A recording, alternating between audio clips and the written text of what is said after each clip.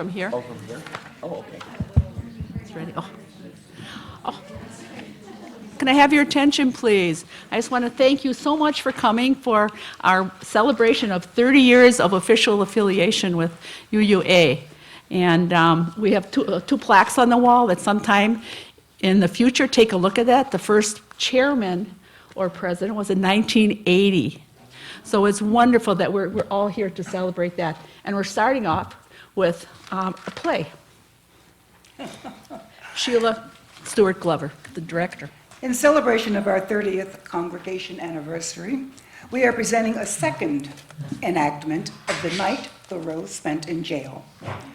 Our UU principles, freedom of religious expression, toleration of religious ideas, authority of reason and conscience, never-ending search for truth, unity of experience, worth and dignity of each human being, and we believe in the ethical application of religion. These are echoed in this play written by Jerome Lawrence and Robert Lee in 1969, making a good choice.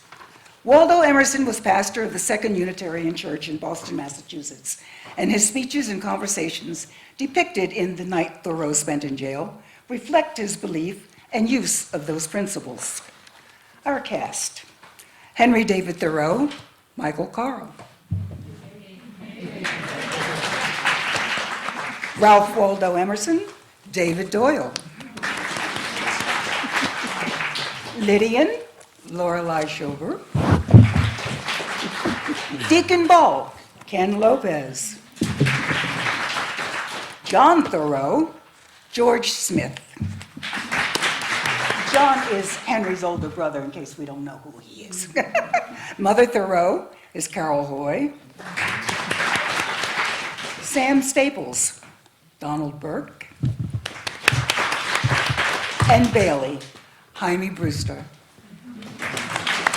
Last but not least. No, actually, your narrator is last but not least. Sheila Stewart Glover.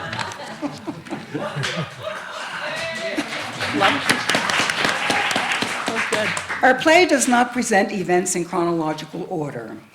Rather, the play features Thoreau remembering earlier parts of his life, not necessarily in the order they occurred.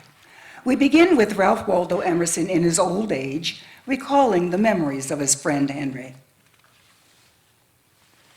David Henry, the neighbors are talking again. What have you gone and done this time? I have not gone and done anything, Mother. I have gone and not done something which very much needed to not doing. I wouldn't mind your being peculiar, but do you have to work so hard at it? David Henry? Henry David, You get everything backwards. How did you learn your letters? must the alphabet begin with a A? Why not C? Oh dear. Or mix them up. Start with H or end with Q. Cast conformity behind you. John, talk some sense into your brother. It's a little late for that, Mom. Do you know what David Henry's trouble is, John? No, what? He keeps casting conformity behind him. Well, what the hell? He's been to Harvard. Never mind. Harvard? I'm sorry, Mother, but I'll never say it again. I'll talk to this confused college graduate. Welcome home, brother. How are your overstuffed brain? I've forgotten everything already. At least you've got a diploma. No, I don't. Why not? They charge you $1 and I wouldn't pay it.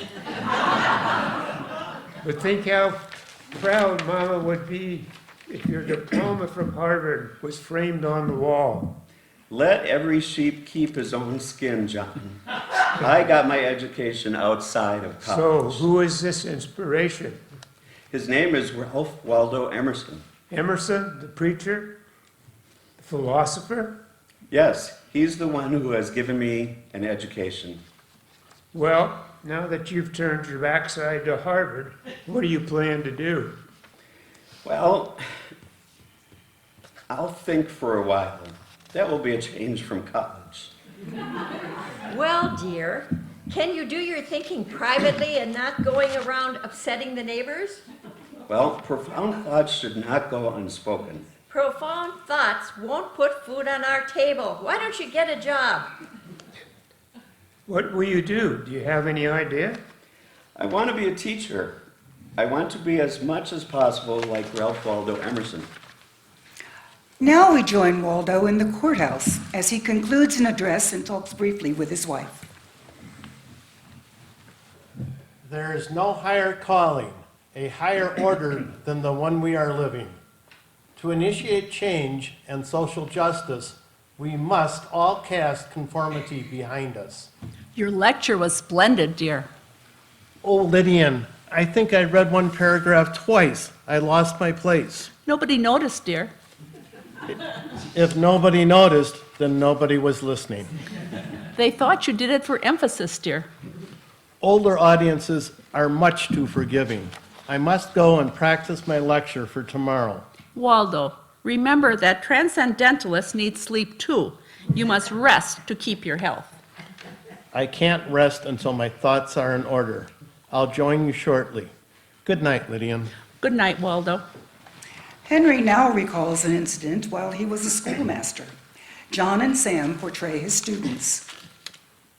Students, hold your hand up in front of you like this. Is there anything between your nose and your fingers? No, sir, nothing. Nothing? My young friends, there are millions of tiny dancing particles whizzing back and forth, running into each other, and bouncing off right here. And now, I give you a mystery. How do we know that these particles are there? How indeed? Ah, students, we have a surprise guest in the classroom today. The chairman of the Concord School Committee, Deacon Nehemiah Ball. I am not here to interrupt your curriculum. Thank you, sir. These particles... Just an observer, that's all I am. Yes, sir. Scientists have... Just try to forget I'm in the room. We'll try, sir. Now, in recent years, scientists have discovered that... How is it that I see no school books open here? We're huckleberrying, sir. You're what? We're scrambling for ideas, the way we hunt for huckleberries in the woods. That's no way to learn anything. All they need to know is clearly spelled out in the approved school texts. All, Deacon Ball? Young heathens. Young Potter here just asked me if I really think there is a God. Young heathen. He simply asked, since we never see God, why should we believe he exists? Matters of theology, boy, are discussable with your spiritual leader. Sam has already asked his spiritual leader, but Reverend whoever it is called him an atheist by committing the primary sin of doubt. Sam, I'll try to answer you just as I did to the same question put to me by an annoying, inquisitive young man, namely myself. Will this be a theological opinion? It will be a human opinion, Deacon Ball. If I go into a shop and see all the wheels, gears, pinions, and springs of a watch lying about, then later find them put together exactly and working in unison to show the passage of time, do I believe that these watch pieces have been flung together by blind chance? Certainly not. I believe that somebody with thought and plan and power has been there. An intelligence, a universal mind. That's atheism. I've often wondered, Deacon Ball, if atheism might be a popular concept with God himself. Transcendental blasphemy. The universal mind is the divine part of all of us, and we partake, knowingly or not, in the wonder of the universal mind. Does all this make any sense to you, students? It makes no sense to me. You will teach the textbooks, sir. I find your text somewhat behind the century. You find them so? Yes, sir, I do. And you choose to ignore the books which have been prescribed by the school committee? My students have the ache of curiosity, which I'm afraid your prescriptions will not cure. Silence, silence! You will show respect for your elders. And you, schoolmaster, will teach strictly according to text. No huckleberrying. Class, you heard the deacon. We shall stick to the approved books. Your eyes must not wander from the page to look at a leaf or an unauthorized butterfly. You must not listen to a cricket or smell a flower. That has not been approved by the school committee. You better close both ears and hold your nose. Silence! Is this the gratitude you show to the municipality which feeds your minds? You will show decent respect. Make them be silent, sir. The lack of order in this classroom will most certainly be reported to the full school committee, which I intend to call into session tonight. Deacon Ball, I'm sorry that you've had a rather ragged time in my classroom. I've intended no offense to you or the school committee. Well, we've come to expect a certain degree of unruliness from Harvard men. Your apology shows that you recognize this flaw in your character, but your students don't have Harvard as an excuse. They must be punished and flogged. I shall lecture them. You will flog them. What? You will flog them severely for showing irreverence to authority. No, sir. I beg your pardon. I said no. I do not believe in corporal punishment. What you believe is irrelevant. Your opinion as a teacher has not been asked for. I direct you to flog these students now. Why? It is policy. Offending students are whipped.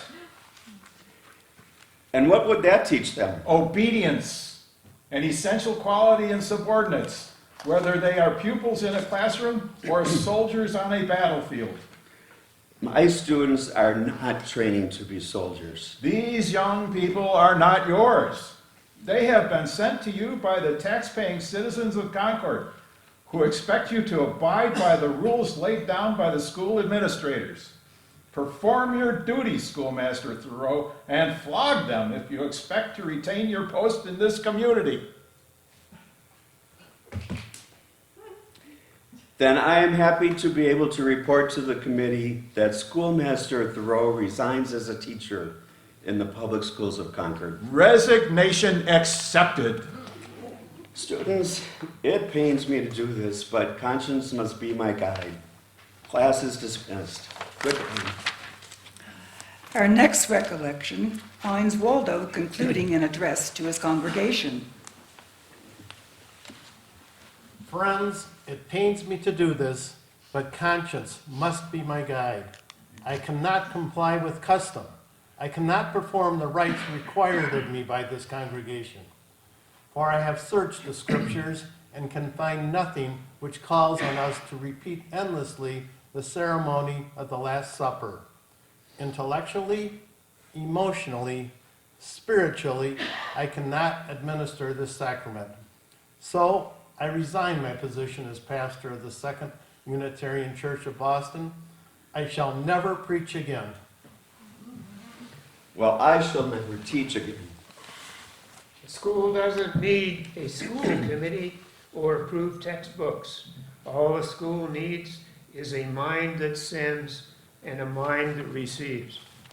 Nobody can teach anybody anything. Of course not. We must teach them how to teach themselves. We should open our own school. You're right, brother. Let's break out of the classroom prison. No buildings. All we need is the sky. The universe can be our schoolroom, the great vast world of the countryside. Watch and notice and observe. See in the distance, there used to be a row of cedars on that far shore. Where have they gone? Into houses, into firewood, up in smoke. Do you know what we're doing? We are poisoning paradise, shearing off the woods, making the poor earth bald before her time. but we have to heat our homes and houses. Or should we live in caves? What's the use of a house if you haven't got a tolerable planet to put it on? We prosecute men for abusing children. We ought to prosecute them for maltreating nature. Some say God put everything on earth for man to use. Oh? Did the Godfather put us here to root and snort and glut ourselves like pigs? No, the pigs are better. Pigs may be the most respectable part of the population. At least they consume garbage instead of contributing to it. After the church service, we join Lydia and Waldo, Sam, Paul, Mother, and Henry in conversation. What do you think of our new pastor, Waldo? Well, he didn't lose his place and repeat paragraphs like I did. I always thought you did that for emphasis, Dr. Emerson. Tell me, sir, what is the feeling of a clergyman when he hears another pastor in the pulpit? Relief. That you didn't have to give the sermon? That it's over. But it looks as if Mr. Thoreau is spending the Sabbath in his garden studying transcendentalism. Oh, David Henry, not on Sunday. What will the neighbors say? This is Sunday, isn't it? Have all you been shut up inside on this beautiful morning? What a pity. We've been feeding our souls. How selfish. I've been feeding the flora of Concord, bringing loaves and fishes to the locks. When one labors on the Sabbath, the devil's in Massachusetts. John Henry works and worships in the woods. Deacon. Then what do we have churches for? I sometimes wonder. Emerson means that God is everywhere.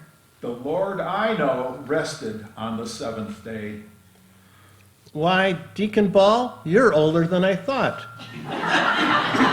For you and me, Deacon, the Declaration of Independence has already been written, but young Thoreau has to declare it every day, Sundays included. So, what's the harm if he sweats his palms in psalms instead of singing them? Well, Henry, you quit working. Wash up and come home to supper. Goodbye, Mr. and Mrs. Emerson. We certainly could use a handyman like Thoreau, Lydia. If you wrote and spoke less and took care of your health, we might not need one. You knew who I was when you married me, Lydia. Yes, I suppose so.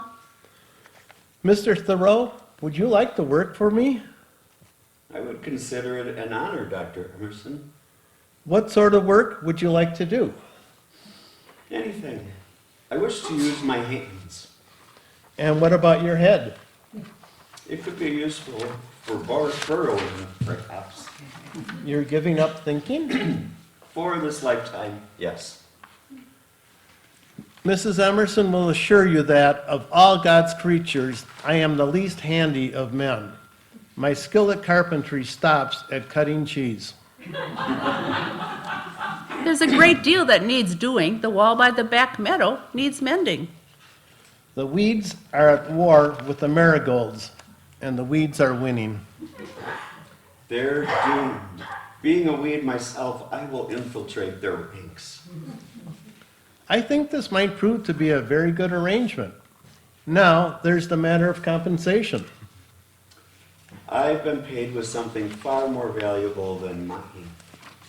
How so? I sat on the grass at Harvard Yard and heard you speak. I've hired a Harvard man as a handyman? Yes?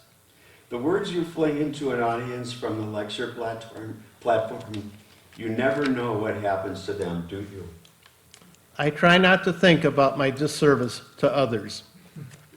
Money is merely money, but you give your audiences ideas, visions, and inspiration. Your thoughts make others rich. What good are thoughts when you said you are giving up thinking? Well, I sometimes think too much. I'm just trying to think less and stay out of trouble with the neighbors, as my dear mother wishes. If I bring your head and hands to work for me, I can't possibly go on calling you Mr. Thoreau. Your mother calls you David, I believe. Yes, but I call myself Henry. Well, my mother called me Ralph, but I prefer Waldo. And my mother called me Lydian, and I call myself Lydian. But you may call me Mrs. Emerson. Now that we have our names straight, what hours will you work? I'm not a businessman. So if you don't pay me a regular salary, then I won't be obliged to keep regular hours. I love a broad margin in my life. I knew this arrangement was too good to be true. But I assure you, the work will be done. Well, I insist you must have weekly wages. But must it be money? What else would you like? How far back does your meadow extend? To the woods? Including the woods?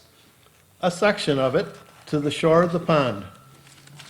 Perhaps someday, if my work has been useful to you and we remain friends, I may ask you for a bit of your woods. A small square no bigger than the schoolhouse. Not as a gift. I don't want to own it. The land really belongs to the woodchucks anyhow. What will you do with it? I'm not sure. I have an idea for an experiment by the pond.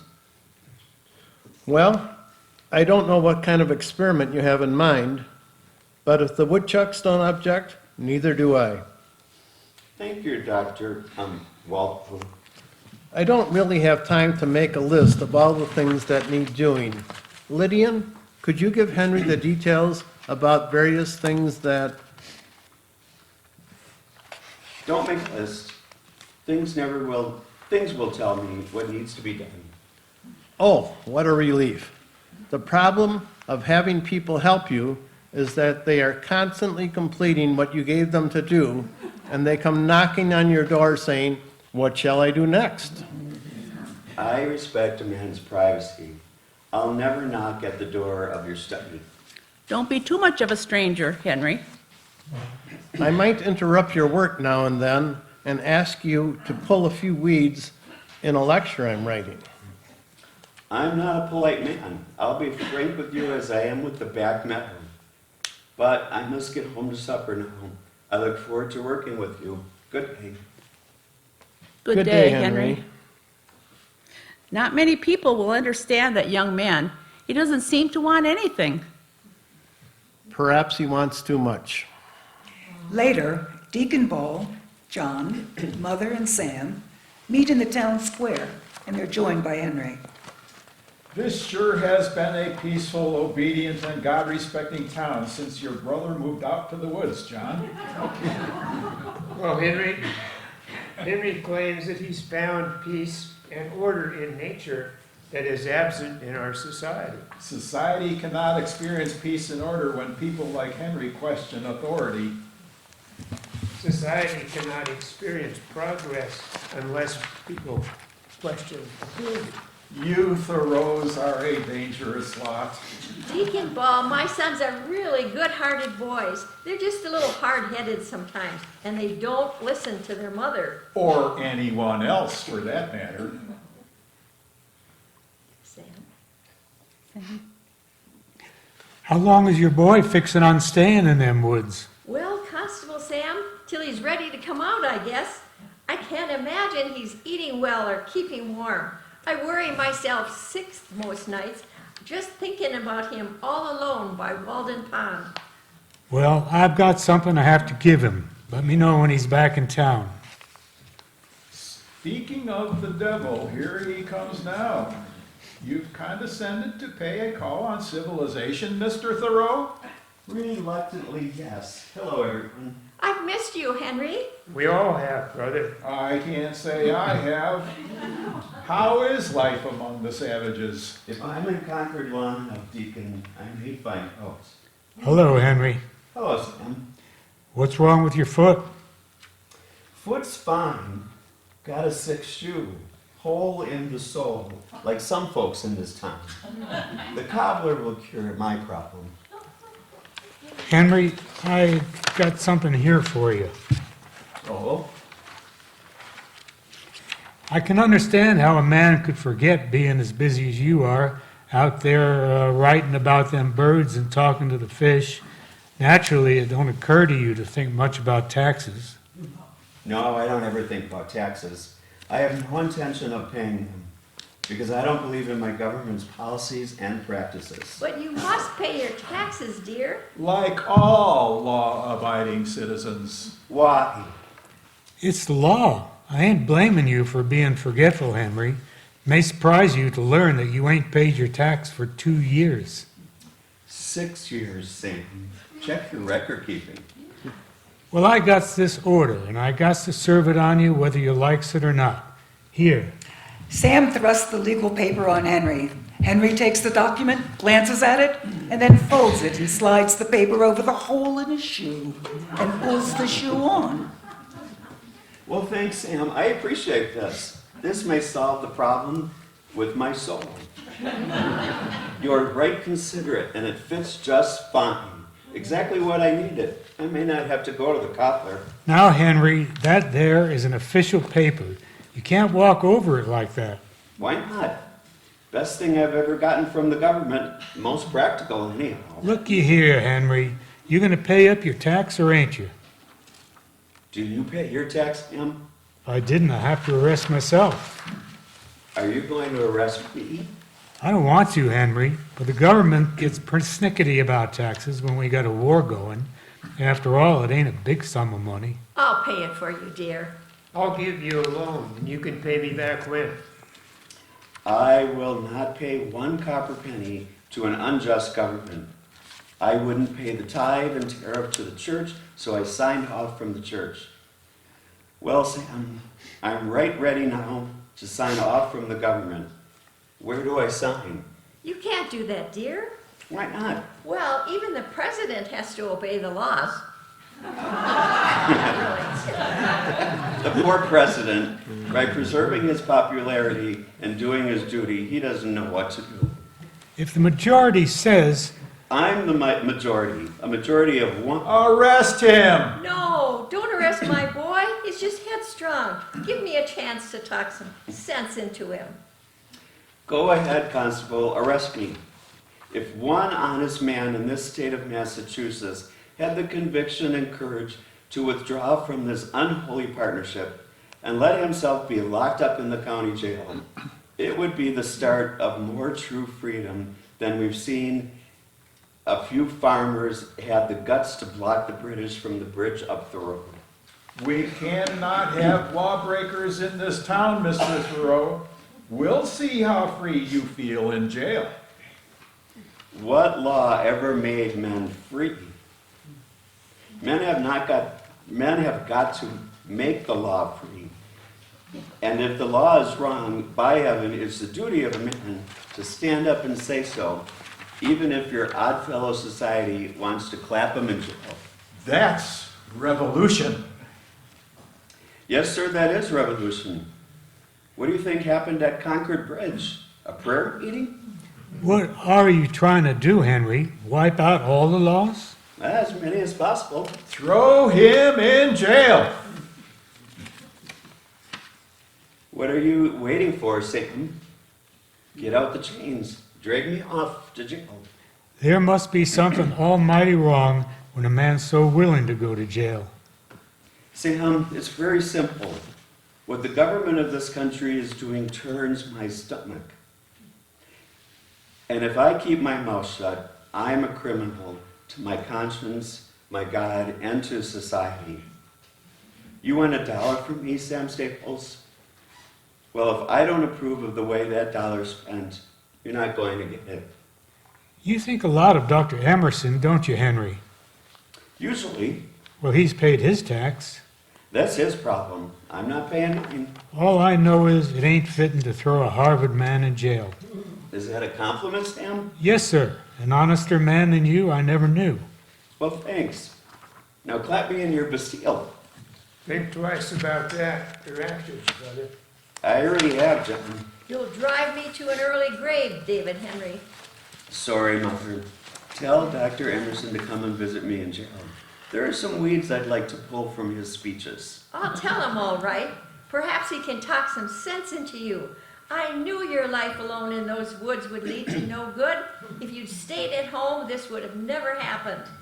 We are now at the jailhouse where Henry is being arrested. Welcome home, Henry. It ain't much, but it's clean. Music, too. Very soothing. Now, Henry, I gotta put down your age. 29 summers. 29. Occupation? What do you need that for, Sam? If I don't fill this out all correct, the selectmen won't pay your room and board. What is my roommate's occupation? Him, he's a Negro, a vagrant. Well, I'm a vagrant, too. Henry, that's no occupation. That's just another charge. Now give me something to put down. What are you exactly? Well, I'm a flower watcher, a nature protector, an inspector of snowstorms. Them won't do. You want respectable trades? Let's see. Pencil maker, school teacher, surveyor, author, huckleberry hunter, carpenter. Carpenter, that'll do. Risky, Sam. You'll shock the clergy if you lock up a carpenter. It's already writ down. I ain't changing it. Before I take my boots off for the night, Henry, why don't you pay up so I can let you out of here? Take off your boots, Sam, and relax. Please, pay up, Henry. If you collect my taxes to pay for a rifle, Sam, it's the same as asking me to fire it. You're making me as much a killer as the foot soldier who crashes across the border in faraway Mexico, charges into a poor farmer's house, sets fire to it, and kills his children. You're a hard one to figure, Henry. Sam, Yeah? you forgot your keys. Oh, thanks. Sleep tight, Sam. Don't worry about it.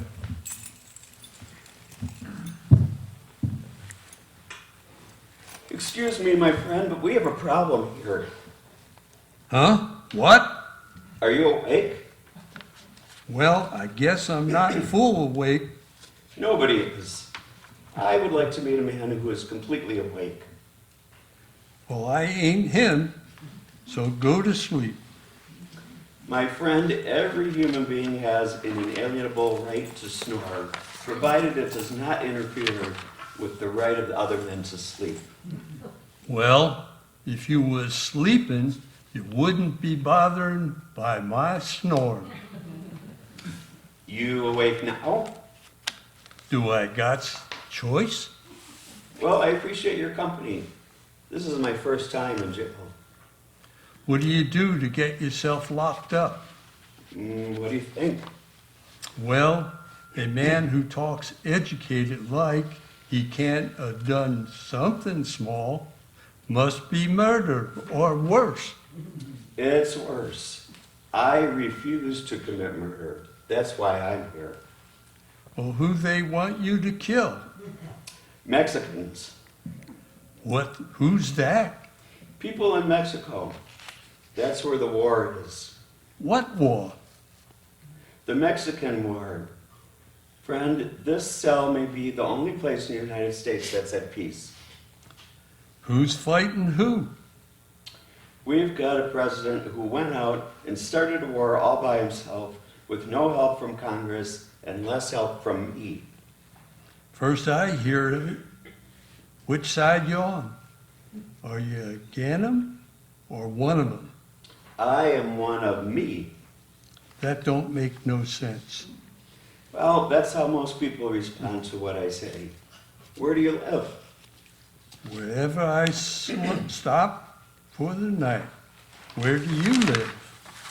In a little cabin on Walden Pond. What are you in here for? I'm waiting trial. What did you do? Nothing. What do they say you did? Burned down an old shack, but I didn't need to. All I did was snuck in to get some sleep. A black man can't get no job or a place to stay in this town. I just lit a little fire to stay warm. And I guess some sparks done got set off. Why don't you tell the judge it was an accident? I'm telling time is the trial. That's what I've been waiting to do here for 3 months. You've been locked up here for 3 months, waiting to say you're innocent? That's about it. That's outrageous. Oh, But- sorry.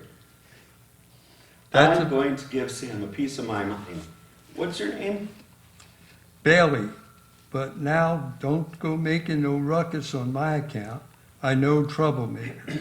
I just wants to earn my keep, put a roof over my head, get along, do what I was supposed to do, and maybe even be liked by some of them white folk. With all due respect, Mr. Bailey, those words turn my stomach. We have a country of people who only want to be liked, but to be liked, you must never disagree. And if you never disagree, it's like only breathing in and never breathing out.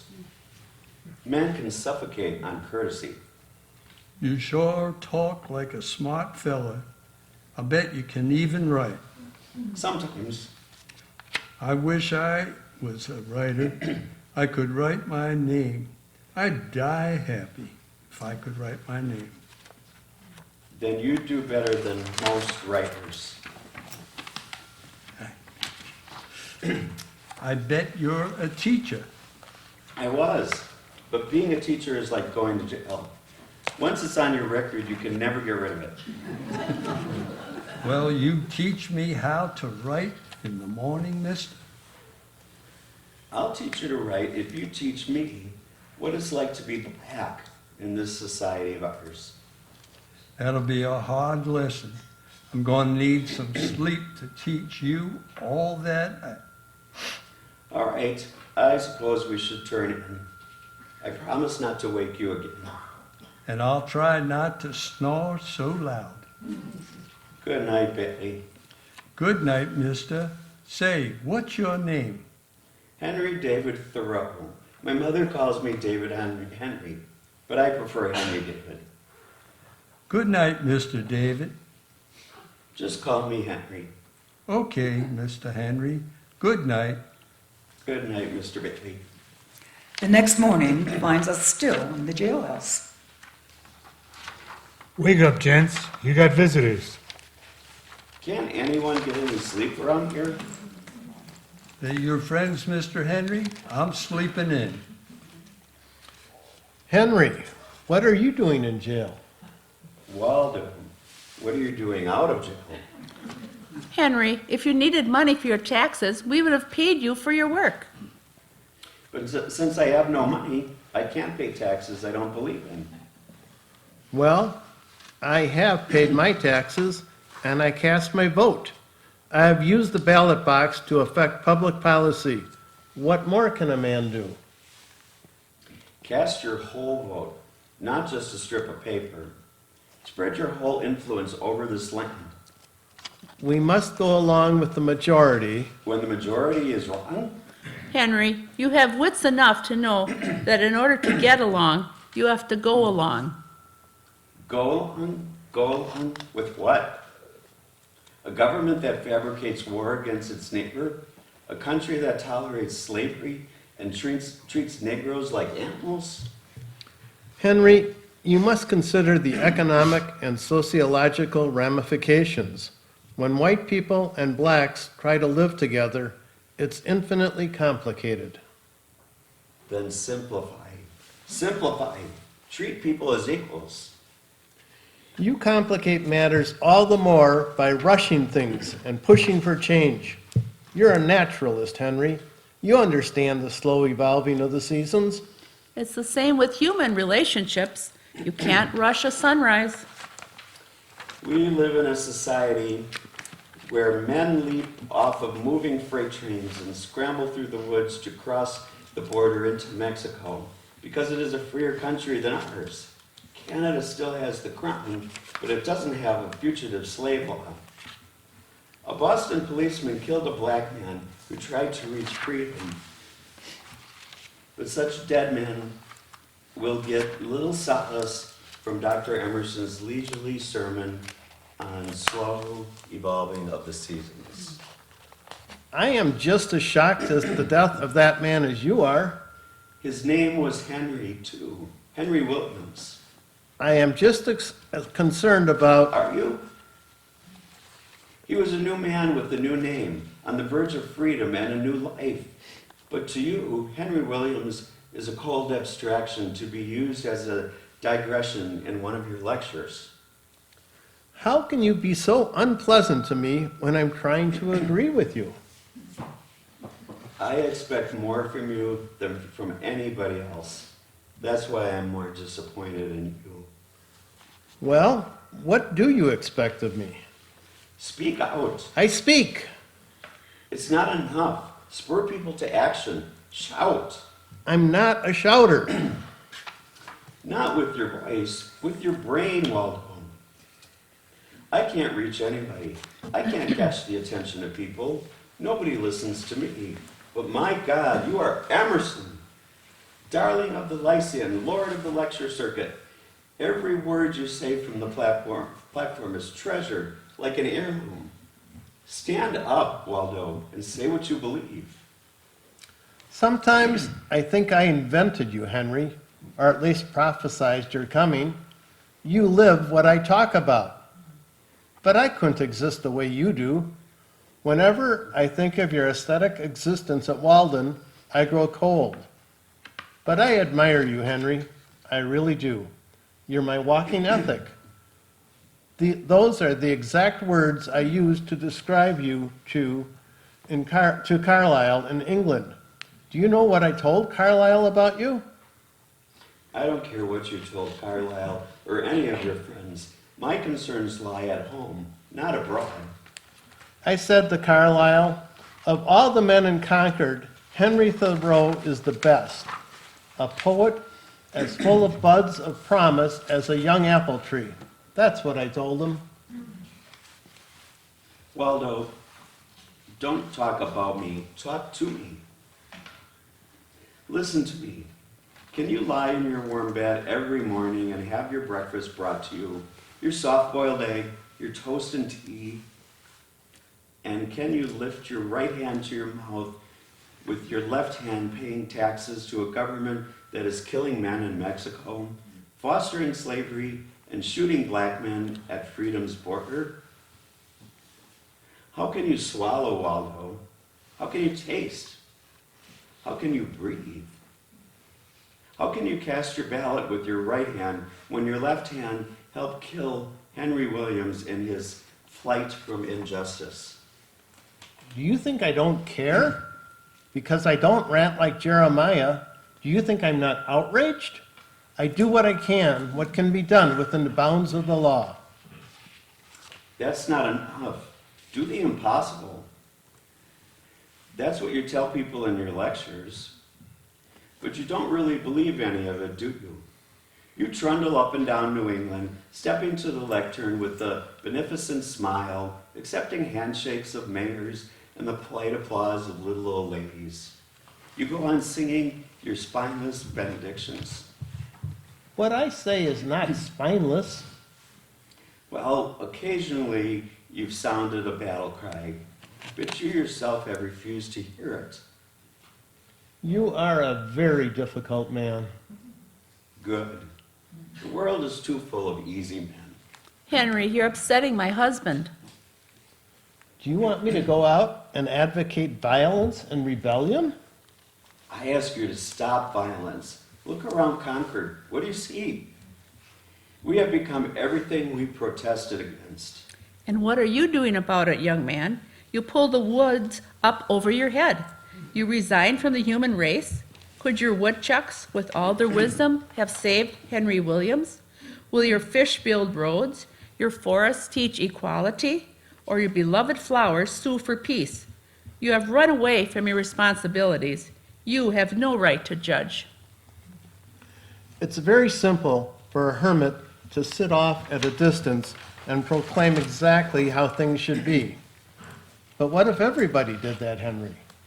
Where would we be? Where are you now, Waldo? We are at war. I am aware of that. Are you aware of the reasons? Slaveholders are grasping for more slave territory, more slavery and less freedom. Is that what you want? Henry, we must work within the framework of our laws.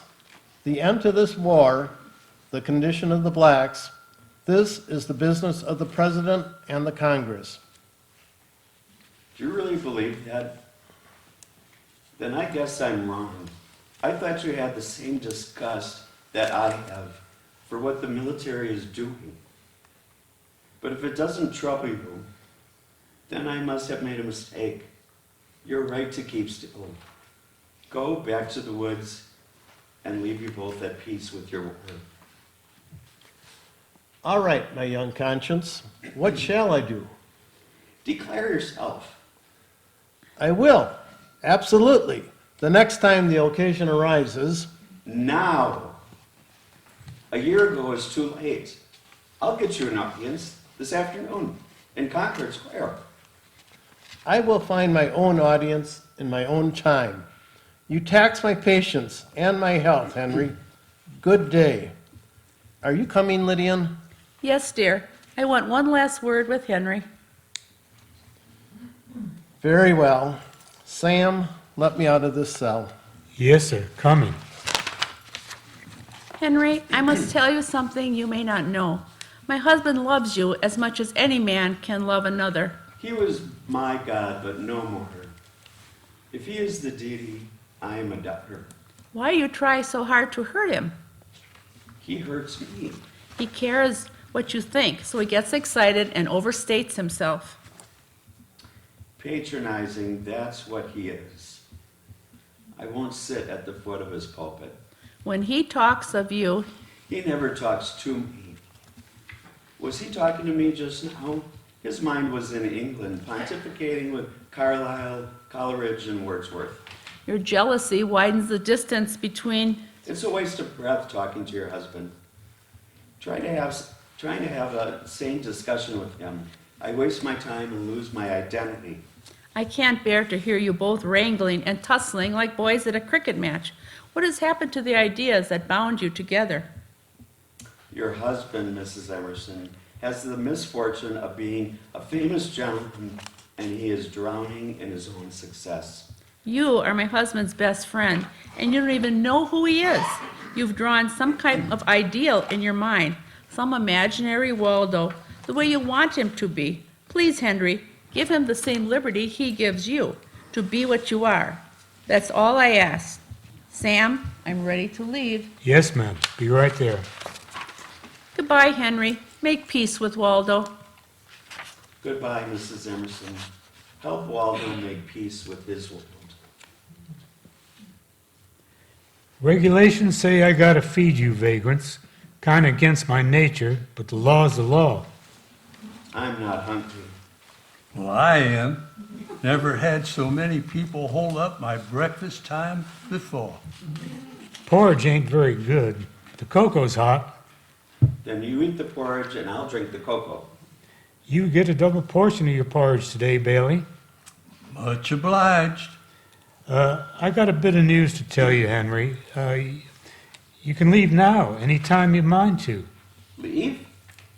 This morning, your tax got paid. Who did it? Ain't material for me to say. Waldo? Did Dr. Emerson pay it? No, sir. My mother? No. Did you? I'd have offered, but I knew you'd refused. Mrs. Emerson, did she come and pay it? Now stop poking around trying to get me to tell. I promised your Aunt Louisa I wouldn't open my... Aunt Louisa? I'm cursed with the charity of my mother's sister. No news makes you happy, doesn't it? Why can't she leave her big nose and false teeth out of my life? Been nice having you with us, Henry. Here's the receipt. I don't want it. You can't accuse me of paying my tax. It's been paid. Not by me. I'm still guilty. Henry, a man's got no right to stay in jail if there's no charge against him. I can't even bring you lunch. I'd be glad to leave in his place. No, he's going, you're staying. I will not go. I'll go. The law put you in here. The law says when you're gonna out. Gonna be God mighty quiet around here if you go, Mr. Henry. Sam, you know what quid pro quo means? That's one of them fancy Harvard words. It means if you see to it that Bailey gets his trial, not in another 3 months or another 3 weeks, but now, right away, why then maybe I'll favor your law by walking out onto the sidewalk. Not before. It ain't in my power. I don't make decisions like that. Then good night, Sam. Sure was a short day. Haven't finished my breakfast yet. It's morning, Henry. Get up and get out. Not until you get Bailey a speedy trial. I'll do everything I can to get you both out. I'll talk to the judge and the selectmen. I'll even talk to your Aunt Louisa again. Just get the hell out. Tell them unless Mr. Bailey's trial is right away, they'll have another non-paying permanent guest in their jail. You're a stubborn mule, Henry David. People like you is going to ruin my profession. You better be ready to leave when I get back. Thanks, Sam. Don't forget your keys. Busy morning. Sorry my friends woke you up. Well, I ain't ever gonna get sleep around folk like you. You ever meet folks like me before? Can't say as I have. I don't pretend to understand everything you said, but you is first white man I ever hear talk some kind of sense. Thank you, Mr. Bailey. Well, thank you, Mr. Henry. Nobody ever stood up for me like that. I ain't even gonna forget it this day. When I get out here, I'm going to come visit you at your pond place, if it's okay. Well, Mr. Bailey, I may not go back to the pond place. Seems to me I've got several more lives to live, and I don't know if I can spare any more time for that one. Sounds to me like it's just about perfect. That's the trouble. If I didn't live there much longer, I might live there forever. And you have to think twice before you accept heaven on terms like that.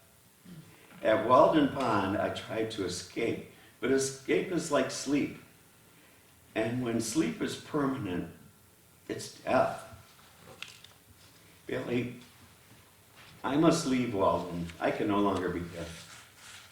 Well, you take care wherever you go. I'm going to miss you, Henry. I'll miss you too, Billy.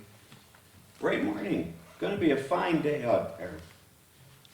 Sometimes the light gets so bright it puts your eyes out, and then it gets dark all over again.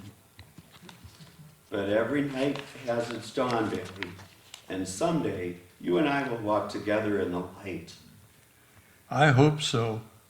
God bless you, Henry. The judge done agree to hear Bailey's case this afternoon, so I'll thank you to get out, Henry. Good man, Sam. See how swiftly justice moves when you use the right methods? Civil disobedience will remedy society, Billy. We all need to practice it. Well, I'm much obliged to you, Henry. And I to you, Bailey. Good luck. Yep, it's going to be God Almighty quiet around here without you, Henry. God Almighty quiet. The night Thoreau spent in jail. The end.